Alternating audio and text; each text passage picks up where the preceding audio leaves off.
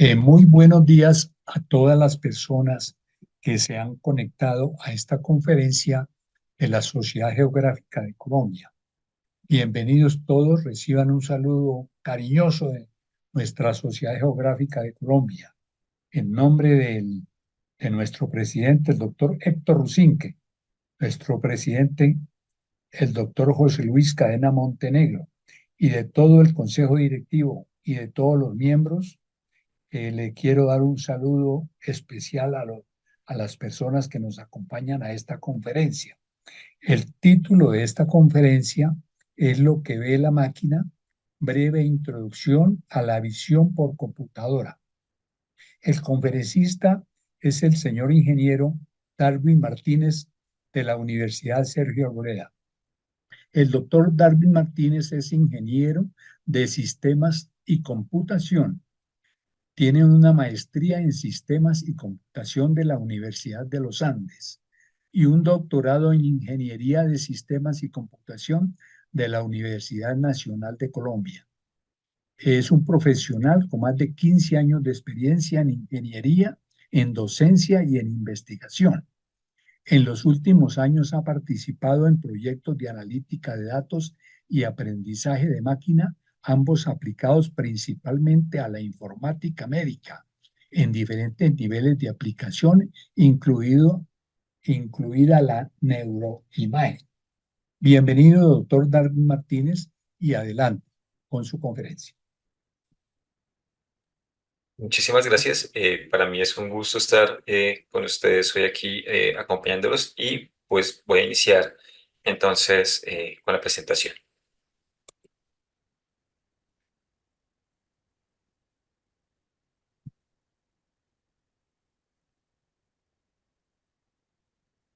Ok, bueno, entonces vamos a hablar un poco de visión por computadora. La charla la titulo Lo que ve la máquina y vamos a comenzar hablando entonces de las imágenes en general. Tenemos que toda imagen nos cuenta una historia y en particular digamos que la imagen pues es esa instantánea en el tiempo que captura para nosotros unos elementos que nos pues, están contando algo acerca de una situación y que nos permiten también, por ejemplo, elaborar un conjunto de historias, si queremos verlo así, a partir de lo que la imagen está mostrándonos. En este caso particular, les traigo una foto tomada a principios del siglo pasado en el Gare, creo que es Gare de Montparnasse en París, y hubo un accidente, creo que todos lo vemos allí, con una locomotora que no frena a tiempo dentro de esta estación de trenes, y digamos que es capturado ese momento en fotografía en la época, además que era bastante difícil. Y nosotros podemos imaginarnos y crear, digamos que bastantes historias que puedan derivar en justamente esta situación. Entonces, cada imagen, cada instantánea, y pues, bueno, mucho después con la introducción del video, nos están contando una historia, ¿sí? Y la idea es, bueno, nosotros queremos percibir la historia que está detrás de la imagen, poder decir algo acerca de lo que se está viendo o lo que nosotros estamos viendo allí. Pero en particular, digamos que la visión por computadora lo que quiere hacer es tratar justamente de emular esta tarea que nosotros hacemos. Nosotros hemos, digamos, las personas somos entrenadas durante toda nuestra vida para recibir, digamos que impulsos, vamos a decir que, digamos que para estar motivando un conjunto de procesos que son cognitivos y son altamente cognitivos. Porque digamos que si yo le dijera a cualquiera de ustedes en ese momento qué ve en la imagen, seguramente me va a decir que ve un edificio y ve una locomotora. Me puede decir también que ve parte de los vagones todavía dentro del lagar.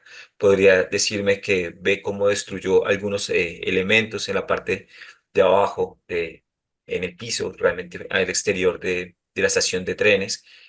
Pero todo esto que estamos haciendo nosotros como descripción, donde podemos también hablar de cuál es el número de la locomotora, todos creo que lo podemos ver justamente en esta parte de abajo, y otras cosas adicionales son procesos altamente cognitivos. Nosotros tenemos una asociación muy fuerte porque hemos sido entrenados toda nuestra vida con información visual y hemos hecho asociaciones que se vuelven cada vez más fuertes en la medida en la que vemos los elementos y los usamos en nuestras vidas. Entonces, cuando hablamos de edición por computadora, nosotros quisiéramos que la computadora tuviera este mismo proceso y esta misma capacidad de decirnos qué está viendo con respecto a los elementos que va conociendo. Entonces, la intención es que podemos percibir, ¿cierto?, la historia que está detrás de la imagen. Y para eso, ¿qué queremos hacer? Entonces, queremos identificar objetos. Entonces, yo identifico ruedas, identifico la locomotora, identifico un edificio. Puedo decir que puede tener puertas, ventanas. Puedo identificar diferentes elementos, puedo nombrarlos. Si allí estuvieran personas, quisiera poder decir algo acerca de las personas, pero más aún, no solamente quiero hacer una numeración de los elementos o los objetos que están allí, sino quisiera contar qué es toda la escena, ¿sí? Entonces poder decir, ok, ahí está la locomotora que se sale de la estación de tren y cae por un costado, pues causando muchos daños a la infraestructura y pues a otras cosas más. ¿Listo? Sin embargo, cuando estamos hablando de la máquina como tal, una imagen es simplemente un arreglo de números. Un arreglo de números que tiene unos valores de intensidad que corresponden a las propiedades de adquisición de la imagen y que me permiten a mí decir yo como cuando veo, digamos que valores similares, digo, es una región más o menos homogénea, pero cuando veo valores diferentes, entonces puedo identificar que hay un cambio y darle una propiedad a una característica. Entonces, digamos que pasamos de un espectro, nuestro espectro, que tenemos unos altos niveles cognitivos y podemos asociar pequeños detalles a características y nombrarlas, a donde tengo simplemente un conjunto de números que representan valores de intensidad. ¿Listo? Entonces hablemos un poquito más de cómo lo hacemos nosotros. Entonces, nosotros, les decía hace un momento, tenemos toda nuestra vida siendo estimulados de manera visual. Cuando nacemos, nos ponen primero elementos en blanco y negro con formas robustas que permiten estimular todo nuestro aparato visual y en la medida en la que va pasando el tiempo, vamos creciendo, siendo aún bebés, nos estimulan con elementos con colores vivos y luego se va haciendo un poco más complejo en la medida en la que aumentamos los colores, aumentamos la diversidad de formas y elementos que estamos observando. Para eso nosotros decimos, ok, ¿con qué vemos nosotros? Entonces pensamos inicialmente en los ojos. Los ojos es el sensor. Nosotros tenemos el ojo como tal, es un órgano altamente especializado en el cual nosotros confiamos pues el estímulo que estamos recibiendo y eso eh, es simplemente eso, un estímulo que es capturado por el ojo. Para eso pues digamos que estamos viendo aquí un pequeño diagrama de un ojo humano donde la parte de enfoque la vemos sobre todo con el lente, ¿sí? O el cristalino, que se va deformando para dejar pasar o más o menos luz y formar una imagen en la parte trasera, sobre todo en esa parte de atrás que se llama la fobia, que está llena de unas células especializadas que tienen forma de cono o forma de bastón para, digamos, percibir cambios en este caso, en la luz, lo que llamamos nosotros luz visible. Sin embargo, hay una cosa adicional, y es que el ojo simplemente es el sensor de entrada, pero el procesamiento se hace en nuestro cerebro. Y para eso, vemos que también hay unas características importantes, y es que cada una de esas células que me permite a mí reaccionar al estímulo luminoso, si es un cono, tiene una conexión directa con una neurona en el cerebro, mientras que si es un bastón, los bastones se agrupan de a 10 o de a 20 por cada una de neurona. Los bastones me permiten ver más hacia la periferia, me permiten más identificar movimiento, mientras que la visión fina la hago por medio de los conos. Y tengo conos especializados el, en el espectro para el rojo, para el azul y para el verde, y de la combinación de ellos todos los colores que nosotros identificamos.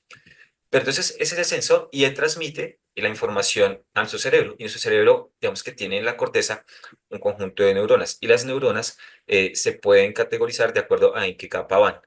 Y entonces tenemos neuronas en el corte, tenemos neuronas en la parte talamocortical y tenemos, digamos que diferentes regiones del cerebro que se especializan en, digamos que tratar la información que llega de cada sensor. En nuestro caso, en la región occipital y en la región temporal del cerebro se encuentran las unidades responsables, o más bien, las neuronas responsables en esa arquitectura eh, de neuronas de hacer todo el procesamiento de información visual. ¿Listo? Entonces, finalmente lo que tenemos es la integración de diferentes neuronas que pertenecen a diferentes momentos, digamos que capas, si quisiéramos verlo como capas de la corteza cerebral, y cada una de ellas se encarga de hacer tipos de procesamiento de los más básicos hacia el exterior, hacia los más complejos al interior. Entonces, digamos que esto es lo que queremos emular en parte con la visión por computadora. ¿Listo? Sin embargo, ustedes de pronto han visto ya un tipo de diagrama parecido a el que estamos observando en este momento en la pantalla. Y es difícil en esta gráfica decir que no hay una esfera saliendo de la pantalla o que veo algo con una forma muy redonda y más que me afecta, digamos, lo que está de fondo. Digamos que esta ilusión, ¿cierto? Me dice a mí, esas líneas que están allí son horizontales y verticales, tengo un patrón ajedrezado, sin embargo es difícil conservar el patrón ajedrezado y no dejarse de pronto distraer un poco por esa forma de esfera que pareciera emerger de la pantalla. Y eso es porque nuestro cerebro también nos ayuda a resaltar cierta información. Nuestro cerebro y nuestro aparato visual digamos que resalta también los bordes y me ayuda entonces a distraerme y a buscar patrones en la información. En este caso, el patrón es el ajedrezado, pero tengo un patrón sobrepuesto sobre ese patrón ajedrezado que hace que salga la información. Otro ejemplo de ello son el diagrama que está a la derecha.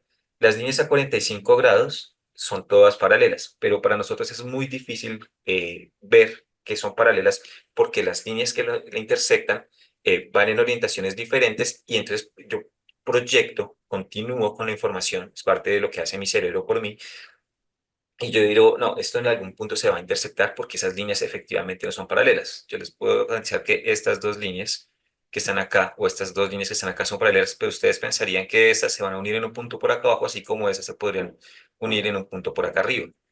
Y es porque nuestro cerebro también nos ayuda a engañarnos un poco. Sin embargo, nosotros somos muy buenos y también por el entrenamiento que hemos tenido, para decir mucho acerca de una escena con poca información. Vamos, en este caso, se ve la imagen un poco grande, pero si nos alejáramos de la pantalla en este momento, ustedes alcanzarían a observar de pronto la cola de un avión y un par de personas en la parte baja. O en la siguiente, de pronto vemos, aunque no se ve muy definido, tenemos poca información, vamos que en este caso información lo estamos relacionando con el número de píxeles, la resolución de la imagen que estamos utilizando para describir una escena. Pero para entonces es claro que aquí hay un caballo, que hay un jinete sobre el caballo y que de pronto está en algún espacio en donde está haciendo alguna demostración. Sin embargo, como decía, nosotros y nuestro aparato nos ayuda a confundirnos. Digamos, de momento, creo que para todos ustedes es fácil reconocer la imagen que está pequeña a la izquierda. Yo diría que la mayoría podría estar viendo a Marilyn Monroe allí, pero si nosotros la ponemos grande, vamos a darnos cuenta que no era Marilyn, sino que era Einstein. Y eso tiene que ver porque en este caso esta imagen está construida para engañar nuestros sentidos. Tengo que cuando las cosas están lejos las veo de manera un poco más borrosa y yo le doy, digamos que la apreciación a eso que está borroso y con eso construyo la información. Pero cuando estoy cerca soy capaz de ver detalles finos. Y en este caso los detalles finos corresponden a aquellas características que no son, digamos que gruesas, sino que son muy finas sobre el rostro de Einstein. Y al sobreponer esas dos imágenes, una muy gruesa de Marilyn y una de los detalles finos de Einstein, logramos este tipo de trucos. ¿Listo? Pero digamos que nuevamente nuestros ojos, y por más entrenados que tenemos nuestro sistema, también se dejan engañar. Pero bueno, entonces, ¿cuál es la idea? La idea es que la máquina y las máquinas recientemente han comenzado a tener capacidades que nosotros nos sorprendemos con ellas y en particular tenemos, digamos que diferentes aplicaciones en donde hacemos extracción de información a partir de imágenes o de videos y podemos comenzar a usar esta información para generar diferentes elementos. Entonces, una de las cosas que está haciendo recientemente es calcular el mundo a partir de una imagen y darle la configuración tridimensional que realmente tiene. Entonces sabemos que en una imagen tenemos la perspectiva en dos dimensiones de algo que es en tres dimensiones. En este caso, se está usando un tipo de red convolucional, vamos a hablar de eso un poquito más adelante en detalle, eh, que me permite tomar una imagen, extraer las características más importantes de la imagen en dos dimensiones, esa es la parte de codificación. Luego tenemos unos códigos que corresponden a valores que yo conozco de los objetos que estoy codificando o tratando de identificar.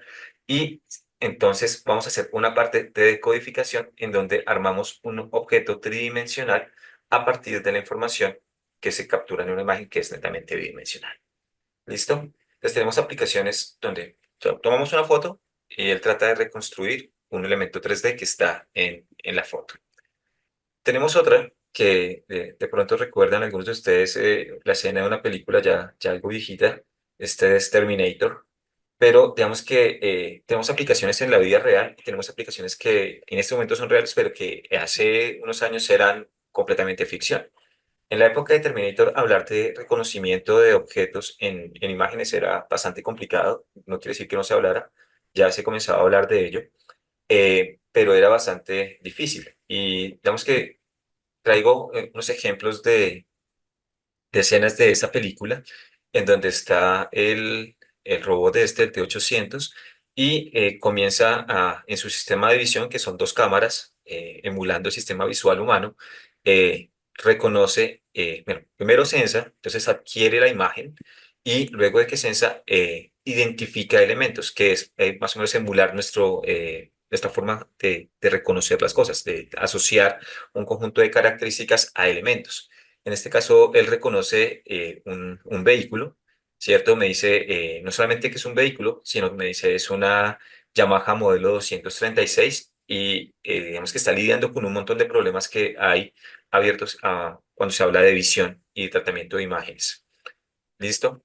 Sin embargo, lo hace de manera repetida. Entonces, está la escena primero, va reconociendo un objeto, va reconociendo el siguiente y puede ir descartando y puede ir haciendo una configuración a partir de los objetos que identifica un poco más completa. Pero eso en ese momento era ficción. En este momento, digamos que esta es una foto de un reconocedor de objetos que usa una arquitectura convolucional, se llama YOLO, You Only Look Once, y le doy esta imagen a Yolo y Yolo es capaz de decirme, mire, estoy viendo una camioneta, tengo la probabilidad o una certeza de que eso es una camioneta de 0.93, donde va el rango entre 0 y 1.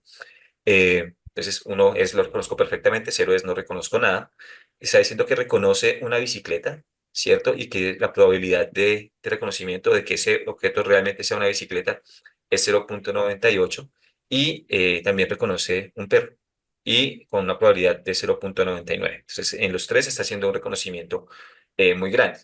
Sin embargo, si se dan cuenta, hay muchos más elementos dentro de la escena. Si yo les preguntara a ustedes qué es esa escena, seguramente sí me van a nombrar al camión, a la camioneta, a la bicicleta, al perro, pero me van a hablar de pronto también de en dónde están, ¿cierto? La camioneta está afuera en el exterior, en una calle, mientras que la bicicleta y el perro están dentro de una casa, seguramente en un hall o no sé, en alguna habitación dentro de la casa. Hay un árbol, hay de pronto una motocicleta en la parte superior derecha y armamos y escribimos la escena de manera diferente. Usamos un contenido semántico mucho más alto. Pero esto ya no es ficción. Esto que estamos viendo está pasando y comenzó a pasar más o menos van a ser 2 décadas ya, donde comienza a coger mucha fuerza hablar de procesamiento de imágenes, pero hablar más que procesamiento de imágenes, de cómo le enseñamos a una computadora a identificar elementos, a clasificar imágenes y hacer la construcción de unos objetos más complejos desde el punto de vista cognitivo. ¿Listo? ¿Y por qué eso está pasando ahora? Digamos ¿qué fue lo diferente? Lo que ha pasado y que seguimos haciendo es que todos estamos con unas máquinas superpoderosas. Una pregunta que yo les hago a veces a mis estudiantes como por sacarlos de la zona de confort es, ¿están usando el celular para algo? Durante la clase le digo, bueno, siga usándolo, pero tiene que contestarme una pregunta y es ¿cuántos premios Nobel hay en ese teléfono que usted tiene en la mano? ¿Por qué? Porque todos tenemos en este momento un aparato, ¿cierto?, que está poniendo a mi servicio muchos avances tecnológicos y que cabe en mi mano.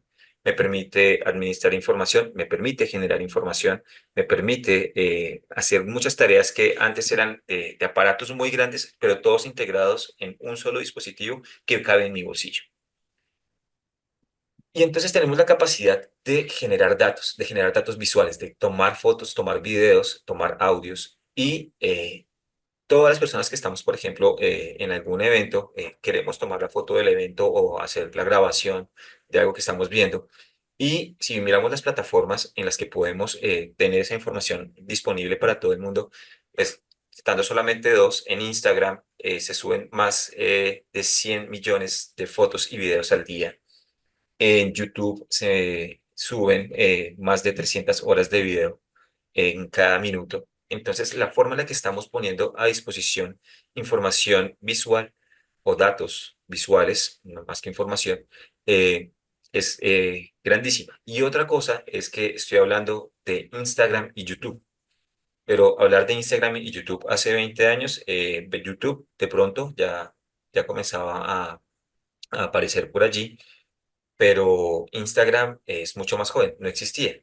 Pero ambos son importantes para que esto hubiera pasado, digamos, no tanto Instagram o YouTube, sino lo que está por debajo de ellos. Y es que podemos compartir información. Tenemos una red que nos permite compartir datos e información de manera muy rápida, almacenar en la nube y tener a disposición de todo el que quiera o tenga acceso en la nube a los datos que yo estoy poniendo allí. Entonces, llegar aquí o tener, digamos que en este momento adelantos en visión por computadora es también parte de cómo ha evolucionado la tecnología y cómo estamos nosotros haciendo uso de los datos y de la tecnología para compartir y para hacer disponible un montón de información que es necesaria para poder enseñarle a una máquina a ver. ¿Listo? ¿Qué aplicaciones hemos visto o vemos las recientes que nos sorprenden un poco? Entonces tenemos una imagen que se ve borrosa y podemos mejorarle su calidad. ¿Por qué? Porque tenemos información acerca de rostros. ¿Cuántos rostros tenemos en una red? Digamos, si miramos lo que era en principio Facebook, hace un par de décadas la gente subía las fotos de la gente haciendo algo, no de lo que estaba observando o de contar una historia, sino de lo que estoy haciendo en ese momento y comparto mi experiencia a través de una foto. ¿Cuántas imágenes de rostros tenemos? Tenemos muchas imágenes de rostros y podemos usar el aprendizaje sobre cómo es un rostro para tomar, por ejemplo, una imagen borrosa y resaltar sus características. Podemos hacer reconocimiento de caracteres. Esto también, digamos que se ha trabajado durante bastante tiempo. Los que hemos necesitado escanear un documento y que salga de allí el texto. Lo hemos utilizado al menos una vez, pero la idea es, yo tengo la imagen tiene unos elementos allí, pero yo de esa imagen estoy descartando muchos elementos y me estoy concentrando solamente en los caracteres, de manera que tengo la imagen, tengo una forma de detectar en dónde hay un texto. Ustedes de pronto alcanzan a notar aquí un recuadro verde de dónde están las letras y esto se está alimentando o está alimentando a una máquina en particular. Ese es el modelo introducido por Jean LeCun en el 98 que es capaz de devolverme entonces los caracteres que estoy reconociendo. De manera que yo dejo de tener información visual para tener una palabra, un texto. ¿Ok? Ah, ¿qué otra cosa hemos hecho? Entonces, detección de rostros, y eso es de lo primero que se hizo y se sigue haciendo.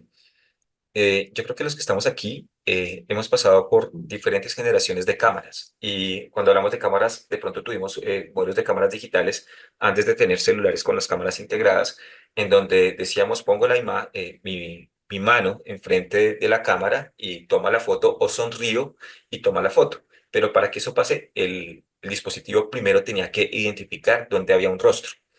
Y digamos que para eso lo que rompió de pronto un punto antes y después fue qué características realmente componen un rostro.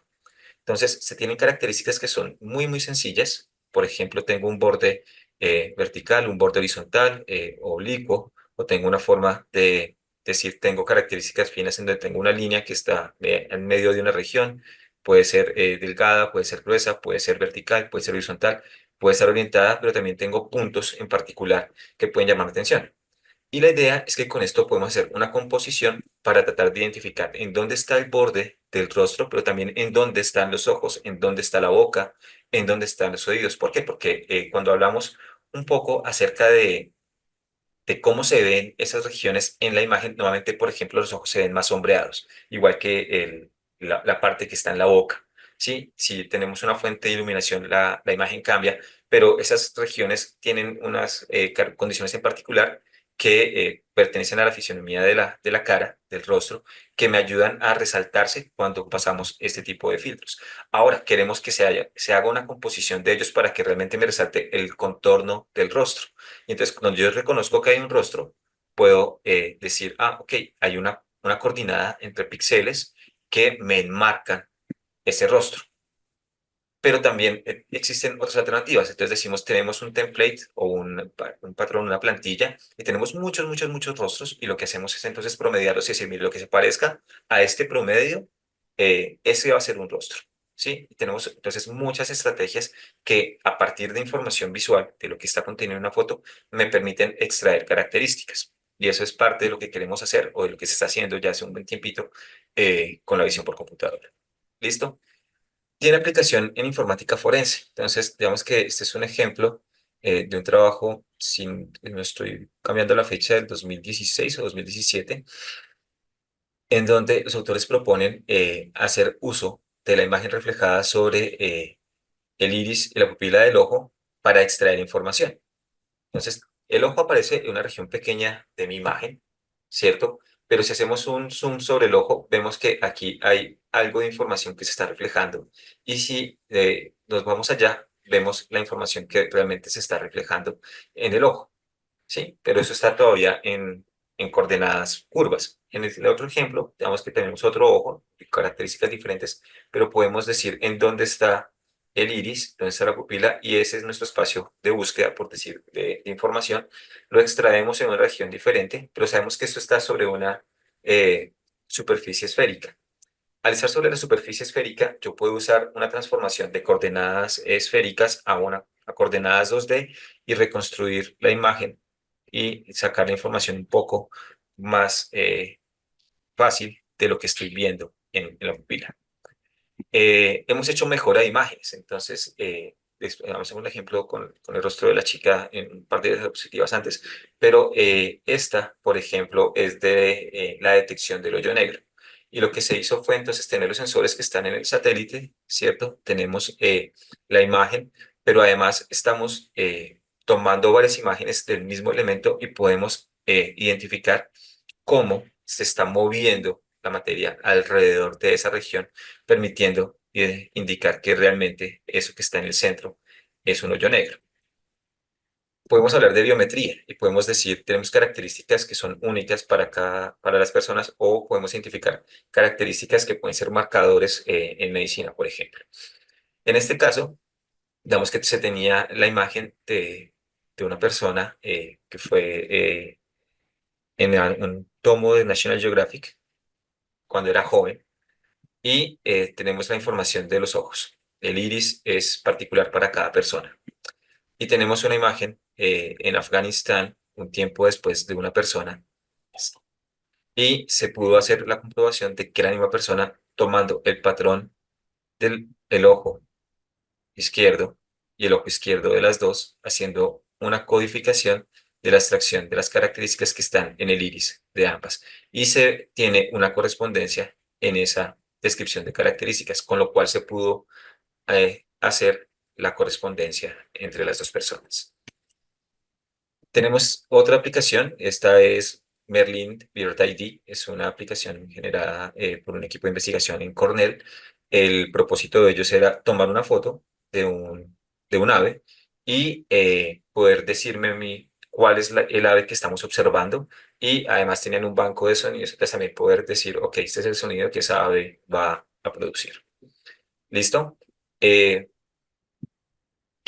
Tenemos síntesis de imágenes, entonces ahorita estamos usando mucho las herramientas generativas. En particular, les traigo dos de las que se usan en imágenes, DALL-E, entonces, o Midjourney. En ambos casos, yo le escribo en texto qué es lo que yo quiero observar, qué es lo que yo quiero que me produzca como imagen, y la herramienta toma mi texto, lo traduce a un conjunto de instrucciones y esas instrucciones las convierte en un elemento visual, ¿cierto? Entonces decimos que queremos un astronauta montando un caballo en un estilo fotorrealista. Y esto del estilo fotorrealista es importante porque él es capaz de generarme algo más caricaturesco, pero está generando de manera fotorrealista. O en el caso de Midjourney, queremos a un cangrejo que tenga algunos accesorios que parezca más robótico de lo que realmente es. Y ambas son instrucciones que se les dan en texto y él genera las imágenes. Entonces ahí estamos haciendo una síntesis de imágenes a partir del texto.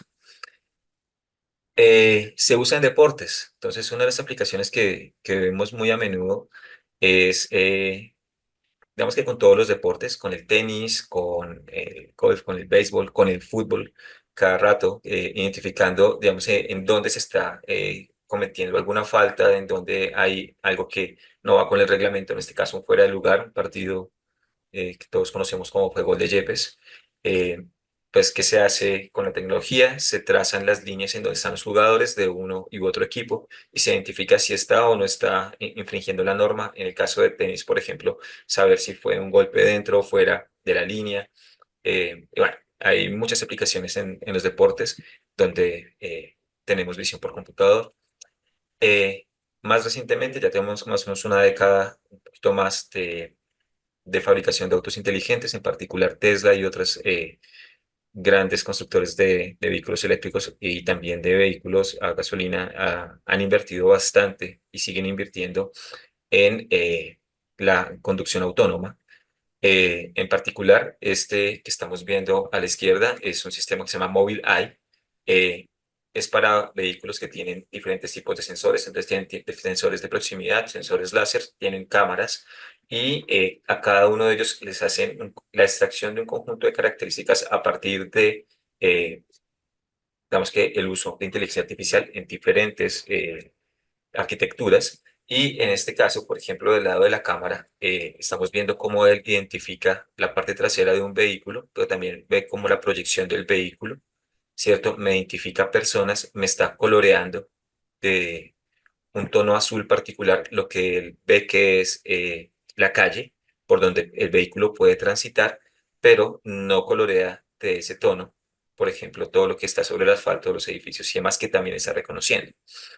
Del otro lado, vemos entonces lo que es el sistema de radar y el LIDAR con el láser para decir qué tan cerca o qué tan lejanos están algunos elementos. Digamos que esta es una fotografía continua. El escenario va desde la izquierda hacia la derecha, simplemente estamos diciendo cómo lo ve el sistema de cámaras y partiendo y cómo se ve en la misma escena la otra parte desde el sistema radar y LIDAR. Del lado de Tesla les decía, ellos también son de los que más han movido el cuento hacia la investigación en este tipo de dispositivos. Y entonces tenemos sensores de proximidad y tenemos identificación de los elementos sobre la vía para poder hacer conducción autónoma. Tenemos aplicaciones en la realidad virtual aumentada, entonces tenemos estos head-mounted displays en donde tenemos algo que estamos viendo, pero tenemos la creación de elementos que completan la escena, eso es lo que es la realidad aumentada, o estamos inmersos completamente en un mundo alterno que no tiene nada que ver con el que estamos y tenemos entonces una realidad virtual. Allí también se usa algo de la visión por computadora. Eh, y podemos, digamos que, incluirle el cómo estamos moviéndonos, por ejemplo, a través de diferentes trajes y demás, y entonces interactuar con la escena que se está generando a partir de ese procesamiento.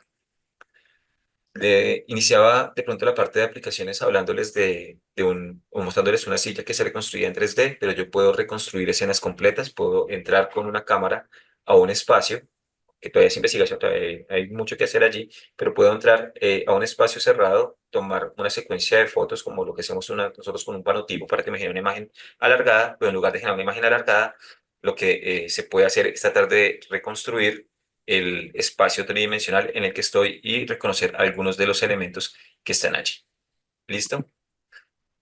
Pero para todo eso, lo que hacemos es uso de imágenes que no dejaron de ser números.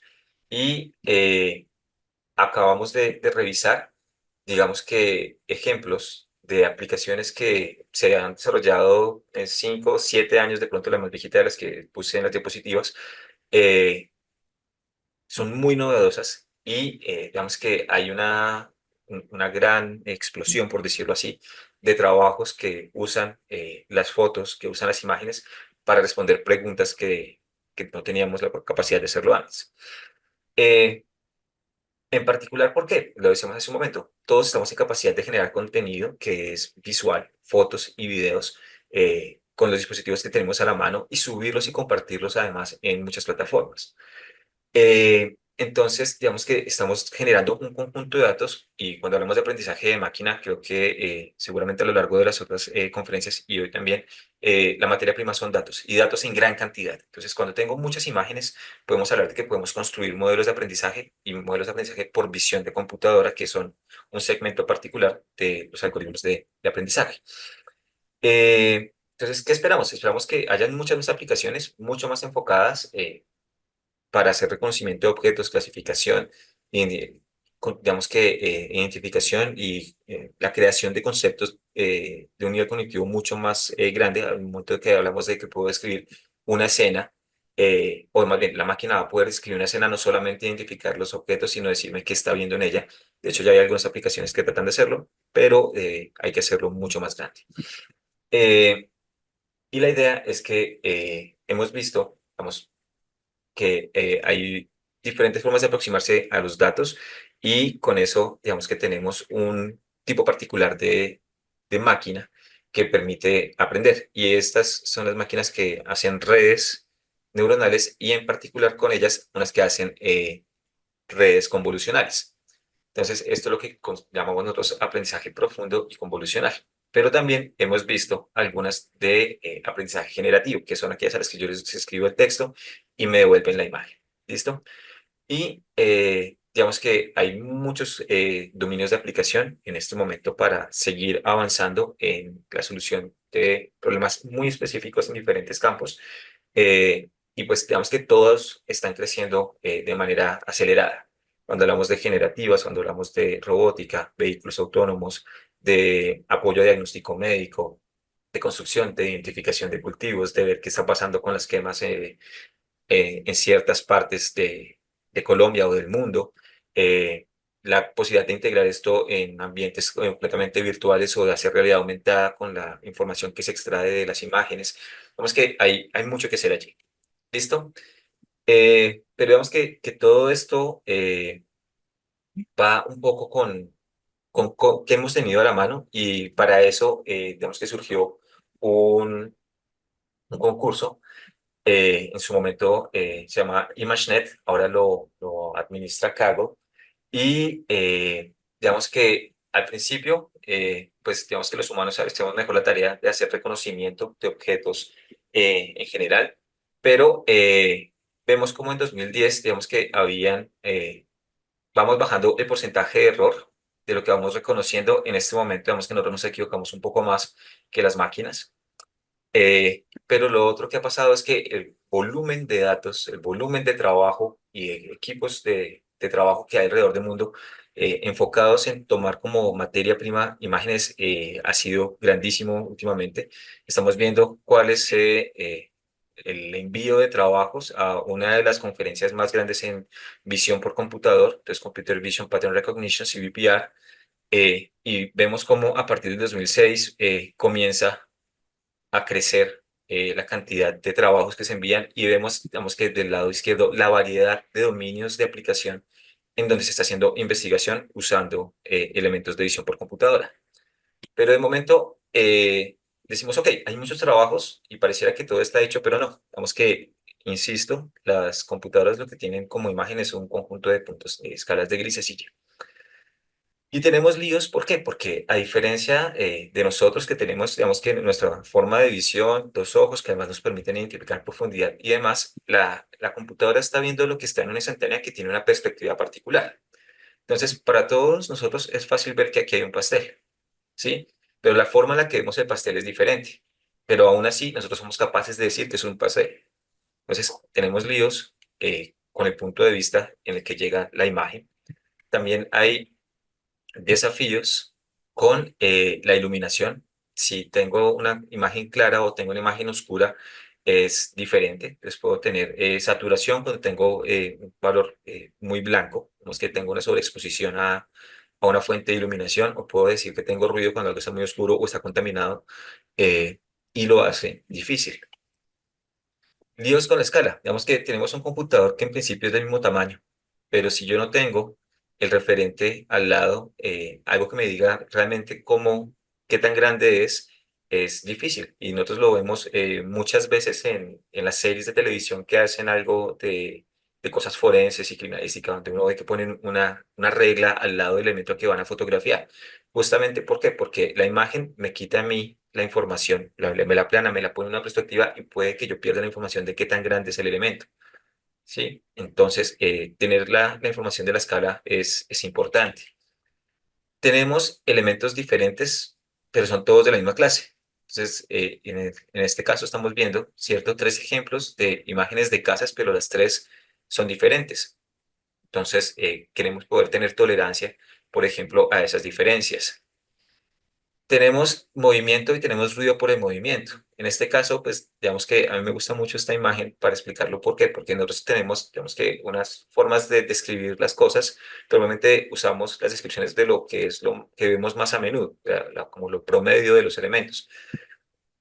Pero si yo digo, ok, todos vemos un gato, y seguramente ustedes lo están viendo, pero la pose en la que está el gato lo hace difícil porque él está haciendo un movimiento que no es el que uno espera ver finalmente en el gato, aunque sabemos que son muy flexibles y eso se puede dar.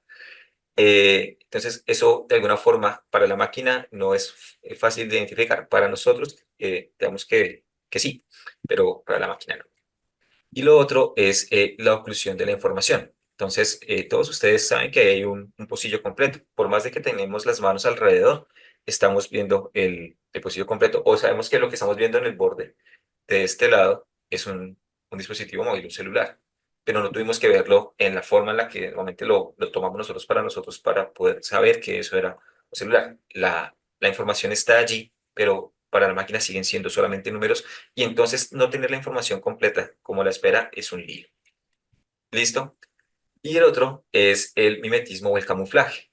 Entonces nosotros todos vemos el ocelote encima de algo que tiene un patrón eh, parecido a la piel de un jaguar. Eh, por lo cual tanto el animalito se está camuflando. Pero ¿cómo entonces encuentro las diferencias entre lo que es el animalito y lo que no lo es desde el punto de vista de la máquina? Ese es otro de los desafíos que hay. ¿Listo? ¿Cómo se hace eso? Entonces, digamos, lo que se ha hecho es decir, tengo muchas imágenes, ¿cierto? En este caso de un gato, y lo que yo quiero es que la máquina vea cuál es esa distribución de niveles de gris, cuál es esa distribución de valores de intensidad que se van a repetir de manera frecuente con todas las imágenes de los gatos que yo le pueda dar. Y por eso necesitamos muchas imágenes. ¿Listo? De manera que si yo le doy un gato, él me diga que es un gato comparado con otras clases. ¿Listo? Entonces, una de las primeras tareas que se hace, y digo que es de las iniciales con visión por computador, es la clasificación. Le doy una imagen y quiero que me diga de qué clase es esa imagen. En este caso, clase es de acuerdo al contenido que tiene. Yo digo, esa imagen es de un gato porque contiene un gato, o esa imagen es de un ave si contiene un ave, y así sucesivamente. Y entonces, digamos que más o menos hacia el 2010, un poquito antes de este concurso que les decía de ImageNet, eh, se crearon algunas bases de datos que lo que hacían era justamente eso, suplir de información para categorías específicas con un conjunto grande de imágenes de cada una de ellas. Entonces tenemos imágenes de aviones, de carros, de aves, gatos, ciervos, perros, ranas, caballos, embarcaciones y camiones. Y de esas teníamos 1000 de cada una. Y la tarea era cuál. Me dan cualquiera de estas y soy capaz de decir a cuál clase pertenece. Yo solamente veo una imagen y la idea es que la máquina va a descubrir cuáles son las propiedades de esa imagen para poder decirme a qué clase pertenece. Y eso se hacía básicamente porque como son números, yo puedo organizarlos en una secuencia numérica grande y tratar de hacer o de descubrir cuál es una línea en n dimensiones, en este caso son 3072 dimensiones que tiene mi arreglo por cada imagen, y voy a tratar de descubrir una línea que me ponga todos los de una clase a un lado y todos los de las demás clases al otro. Y eso se conoce como un modelo lineal. Entonces, ¿por qué? Porque encuentra la línea de separación entre clases. ¿Listo? Y entonces, en ese caso, el lío para la computadora era aprenderse este conjunto de pesos que permitían definir por dónde iba a pasar la línea. ¿Listo? Y al final me iba a dar un número en cuanto a probabilidad de cuál era la probabilidad de pertenecer a una clase o a la otra, dependiendo en qué segmento del espacio, de qué lado de la línea iba a quedar. ¿Listo? ¿Cómo se hace eso? Entonces, básicamente tenemos nuestra imagen. Vamos a descubrir este conjunto de valores, que es lo que aprende la máquina. Ella sigue viendo solamente números, pero me devuelve, después de esto, un conjunto de valores que voy a normalizar para decir cuál es el que tiene más probabilidad. En este caso, la probabilidad del centro es el mayor. En este caso debería ser la clase del gato. Sin embargo, digamos que aquí lo vemos un poco mejor. Entonces, lo que realmente está pasando es que la máquina está aprendiendo los promedios de las imágenes. Lo que está de manera más frecuente en mi imagen es lo que la máquina va a aprender y me va a ayudar a identificar estas líneas que me dicen, ah, mire, hacia este lado es un aeroplano o no lo es. Hacia este lado es un carro o no lo es. Hacia este lado es un ciervo o no lo es. Y así para todas mis categorías. Pero entonces estamos diciendo, tengo solamente un conjunto de características que quiero aprender, que son lo que está muy regular. Una mejora de esto es lo que se hizo con redes neuronales. Entonces digo, tengo mis características, pero tengo unos elementos ocultos que me van a permitir aproximarme a un nivel cognitivo un poquito mayor, que se puede construir a partir de las características. Entonces, con esta primera parte, a la capa oculta, yo extraigo algunas características y comienzo a hacer composición de esas características para generar elementos de un mayor nivel cognitivo que pueda asociar a cada característica. De manera que para hacer eso necesitamos algo que se conoce como la función de activación para que me diga qué es lo más importante de lo que está reconociendo en cada una de esas capas y que me permita a mí hacer finalmente la composición y luego la clasificación. Pero digamos que no tenemos por qué tener una sola capa oculta, podemos tener muchas capas ocultas. De manera que entra una imagen, pero la imagen es una secuencia de valores, una secuencia de intensidades, pasa por un conjunto de pesos y va extrayendo características de orden muy básico y va haciendo una composición de esas características hasta que llega a arrojarme cuál es el valor más probable de la salida. ¿Listo? Pero sigo siendo un modelo, digamos que cada uno de estos que está aquí, cada franja W1H1 o W2H2 y así sucesivamente, es la misma idea del modelo lineal que habíamos visto antes. ¿Listo? Entonces tenemos un problema y es que estamos aplanando toda la información. Una imagen en sí es una información en principio en dos dimensiones, en tres si queremos darle un sentido a que tenemos un canal de rojo, de verde y de azul, y estamos perdiendo toda la información espacial que puede ser importante. La información de que algo está arriba de algo, debajo de algo, o a la izquierda o a la derecha, o en una dirección en particular. Entonces, eso pasa porque estamos usando una primera transformación de todos mis datos, de esto que es en dos dimensiones, a un solo vector de una dimensión. Y entonces para eso, digamos que lo que se puede hacer es definir un nuevo tipo de operaciones que me permitan a mí extraer características usando solamente elementos digamos, relaciones locales a cada parte de la imagen. Y entonces entran tres tipos de elementos que son las capas convolucionales, las capas de pooling, que es de extracción de las características importantes, y una capa de normalización para que no hayan efectos no deseados por la escala de los datos. Pero esto no es una idea nueva. Esto de usar la localía y las características cercanas para tratar de entender los elementos fue introducido con el Neocognition por Fukushima en 1980. Sin embargo, en esa época no teníamos la internet, no tomábamos fácilmente imágenes digitales, de hecho la fotografía en ese momento era completamente análoga y para digitalizarla tocaba llevarla a un escáner y volverla digital y era difícil compartirla. Entonces, digamos que en la época en la que Fukushima trata de poner esto a nuestro servicio, no habían las herramientas. Sin embargo, este es uno de los diagramas que aparece en el paper original de Fukushima, diciendo tengo una imagen, tengo una región de la imagen y esa región de la imagen la voy a extraer y voy a generar unas características a partir de esa imagen. Pero puedo hacer diferentes características o buscar diferentes características sobre la misma región. De manera que puedo armar conjuntos de esas características y sobre las nuevas características, el mismo elemento que estamos viendo sobre la parte lineal, puedo tratar de extraer más características y hacer composición de ellas hasta que llego a una representación final, que es con la que quiero hacer mis tareas de clasificación o de reconocimiento o de otras tareas con visión. Y si miramos, esta era una que les había presentado hace un ratico. Esta es Lenet, que la decíamos para reconocimiento de caracteres. La idea es la misma. Tengo mi imagen entonces, tengo un cuadrito donde estoy sacando unas características locales, pero tengo diferentes tipos de características para toda mi imagen. Y estas las voy combinando y las voy combinando hasta que llego a una parte donde debo hacer la clasificación. Toda esta parte de acá es una red convolucional, esta parte de acá es una red neuronal común y corriente. Y esto fue introducido por Jean LeCun en 1998. Esta es LeNet. Más adelante está AlexNet. Esta fue de las primeras redes que ya le ganó a otras estrategias de inteligencia artificial en el reconocimiento de imágenes. Y lo que vemos es una arquitectura que es muy parecida a lo que estábamos observando. De hecho, las dos que estamos viendo son muy parecidas al diagrama que propuso Fukushima en 1980. ¿Sí? Donde tengo la consideración de la localía, de qué tan grande puede ser. En este caso decimos de 11 por 11, pero puede ser 3 por 3, 5 por 5, el tamaño de una máscara que voy a ir pasando por toda la imagen y voy a ir extrayendo las características con esa máscara y generando otra imagen a partir de ellas. ¿Cuántas puedo extraer?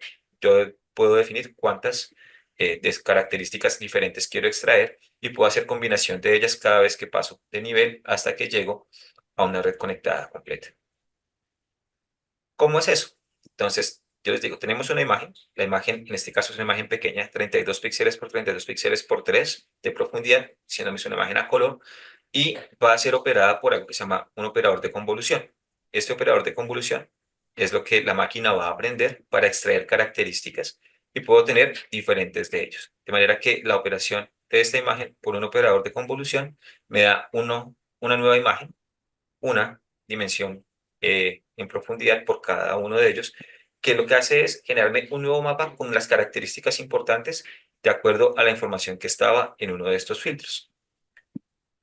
De manera que yo puedo hacer eso para muchas imágenes. Y si lo hago para muchas imágenes, lo que va a pasar es que estos elementos de acá, estos filtros, se van a ir ajustando a las características que van apareciendo frecuentemente en muchas imágenes. De manera que comienzo a tener algunos elementos que me permiten extraer las características que observo frecuentemente en el gato o en el perro o en el ave o en el avión, y eso se convierte entonces en el conjunto de características que me permite a mí asociar una imagen con una clase particular, en este caso.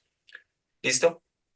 Y entonces nosotros decimos, ok, ¿qué es finalmente eso? Entonces, mire, en la primera capa lo que hacemos es tener las operaciones más básicas. Entonces, él extrae, parecido a lo que decíamos con el reconocedor de rostros, bordes, pero me sale un borde, o me salen varios bordes en un patrón, o me sale un punto, o me sale un patrón ajedrezado, y son características de un orden cognitivo muy, muy básico, porque son apenas los descriptores básicos, unas líneas y puntos.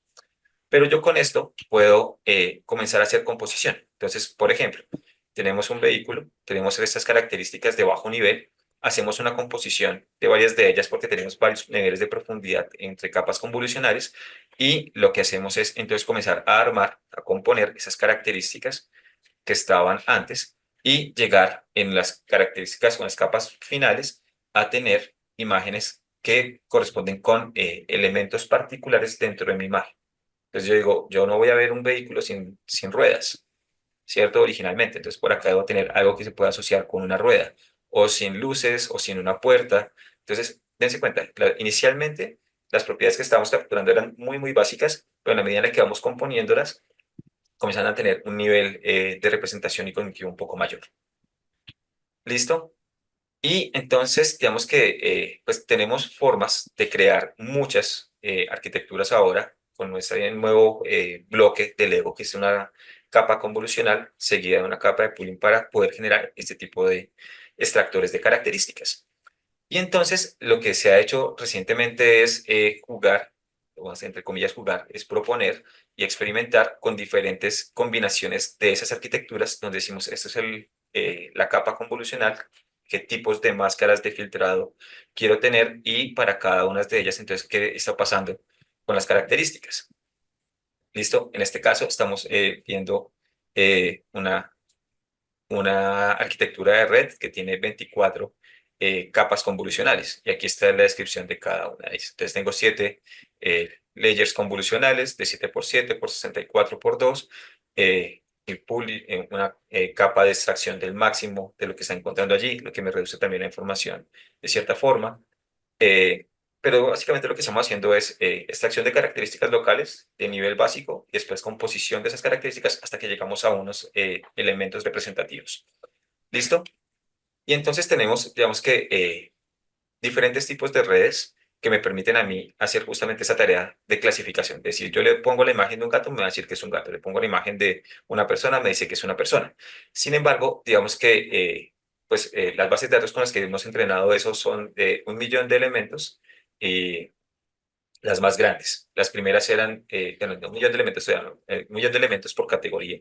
Eh, entonces tengo 1000 imágenes o 1000 categorías diferentes, pero lo que nos vemos en el mundo trasciende ese número muchísimo. Vemos que en el ejemplo que veíamos al principio tenemos 10 categorías, no solamente el perro, el caballo, el ave, el gato, el avión, ¿sí?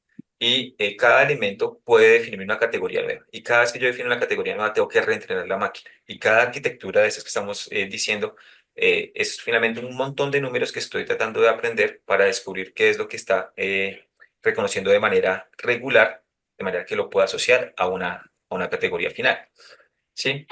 Entonces tenemos, digamos que diferentes arquitecturas. Esto que dice aquí es un encoder, lo que me dice es, tengo una red convolucional grande, se pasa una más pequeña, más pequeña, más pequeña, más pequeña, de manera que en esta última dimensión me quedan las características más relevantes que me ayudan a describir, en este caso, al animalito, y después lo quiero decodificar para poder tener una representación tridimensional de ese animalito. Pero finalmente tenemos, para poder hacer eso, que lo que tenemos es muchas imágenes y la definición de qué tantos de esos filtros convolucionales para poder extraer características. Em, Sin embargo, digamos que, pues sí, chévere, pero tenemos líos importantes porque como todos son números por debajo, digamos que todos nosotros aquí vemos un panda, se lo pasamos a una máquina, esta máquina me dice que es un panda con un 57.7% de confianza, ¿cierto? Está seguro en ese número, pero le estamos sumando esto que vemos aquí a la derecha, que es un ruido que uno diría, pues es un ruido ahí como aleatorio, yo no veo nada allí, y lo estamos multiplicando por un factor de 0.07. Uno diría, pero pues, eso es irrelevante, 0.07 de algo, pero resulta que no. Resulta que si yo hago esta operación y volvemos a pasarle eso a la máquina, esta máquina me está diciendo que esto ya no es un panda, sino que es un gibón. ¿Listo? Mismo ejercicio, tenemos la imagen de un gato, le sumamos un valor pequeño, 0.001 de este patrón de ruido, que se pone como una distorsión adversaria, y le pasamos a la máquina otra vez la imagen. Y él me está diciendo que lo que reconoce aquí en esta imagen es guacamole. En el primer caso, para los que no nos acordábamos que es un gibón, es este animalito que está aquí. Y pues todos creo que hemos comido guacamole alguna vez, entonces tenemos claro que efectivamente esta imagen no corresponde con un guacamole. ¿Por qué? Porque finalmente lo que la máquina ve son números y patrones entre los números. Si lo que la máquina estaba aprendiendo por debajo con este gato, al ser distorsionado, ¿qué pasó? Se está pareciendo más a las características de después de todo el entrenamiento que pudo extraer cuando vio guacamole. Y hasta ahí. Quiero agradecerle al doctor Darwin Martínez esta magnífica conferencia, doctor. sinceramente extraordinaria, porque es Muchas gracias. curiosa, es simpática, es útil, es instructiva y fuera de serie, doctor. Y a ver si usted ha tomado el trabajo de enseñarnos todas estas curiosidades, para, sobre todo para ambientarnos, para entusiasmarnos en la utilidad de esta herramienta. Todos los profesionales estamos asustados. ¿Por qué? Porque dice que la inteligencia artificial nos va a reemplazar. Pues tenemos que pensar en cómo nos va a reemplazar y en qué parte nos va a reemplazar y si es cierto o no es cierto.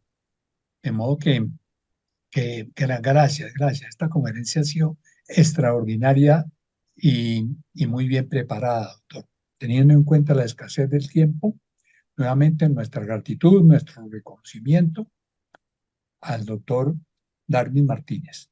Y, y a ustedes todos, gracias por acompañarnos.